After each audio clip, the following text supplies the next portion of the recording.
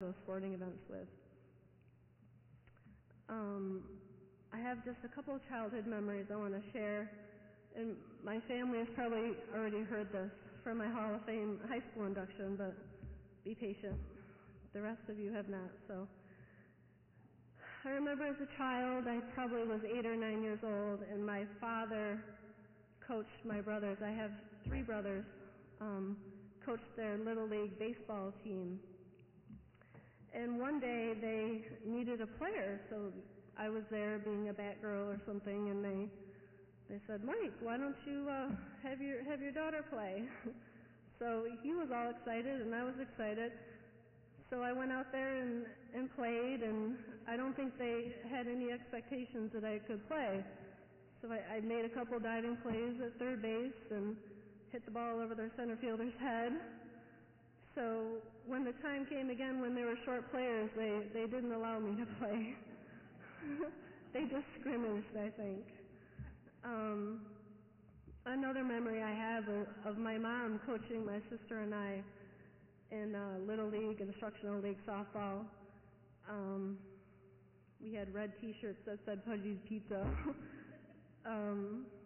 My sister played first base and I played shortstop, and my mom explains it that Carol played the left side of the field and Kim played the right side of the field.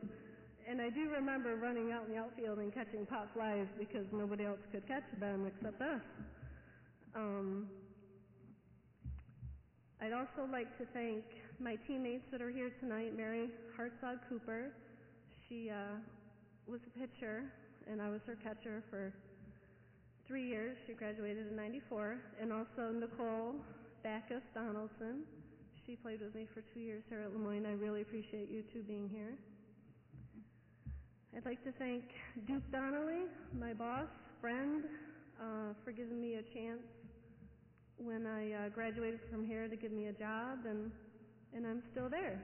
And it's really nice to be able to call your boss your friend also. He's a wonderful guy, very considerate, and he lets me play on his Gold Wave golf foursome, so I appreciate that. When I'm not pregnant, he lets me play. I'd like to thank Ken King, a fellow inductee. He was my coach here while I played softball. He was the assistant coach. He did a lot for the program, and I think set up the team now for Coach Whitlock to have a lot of success. I'd like to thank Coach Whitlock. She invited me last night on campus to speak with the softball team. It was a really nice event. We had a dinner on the Diamond. I got to meet a lot of the players and their parents and kind of talk a little bit about my experiences here at Lemoyne and life afterwards.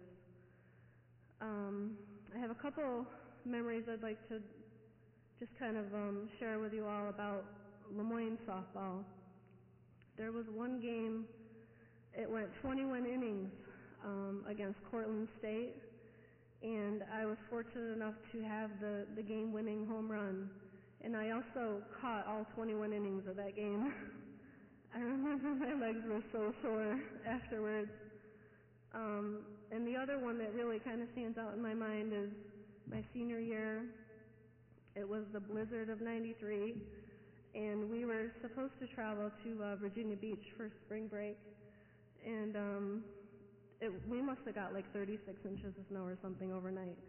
So we were a little delayed in traveling down, but my parents went down there as well, and I think we played in like 5-degree temperatures. It was horrible.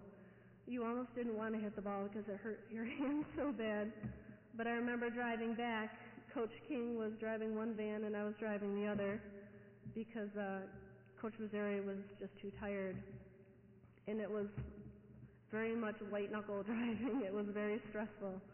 But those are kind of the two things that pop up in my head when I think about Lemoyne and my career here. I'd like to thank all of my professors for really preparing me for the future, at least in the professional world.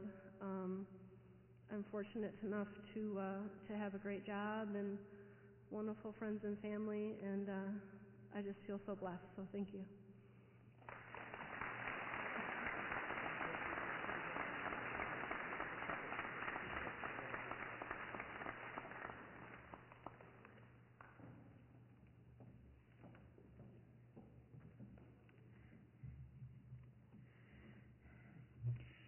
In public, I prefer to refer to us as co-workers, but since Carol disclosed our relationship in the workplace, I'll share a little story with you about the day that Carol came to interview for her job, fresh out of college, came all booted up, had the fancy business suit on, was very professional, obviously gave the right answers because she wound up with the job. And then when the interview was over, she said, "Would you have someplace I can change? Because I have an hour to get to Rochester for the Empire games." And so maybe that answer was the clincher in the job interview more so than any of the more substantive questions. But we have had a great professional run together, Carol, and thank you.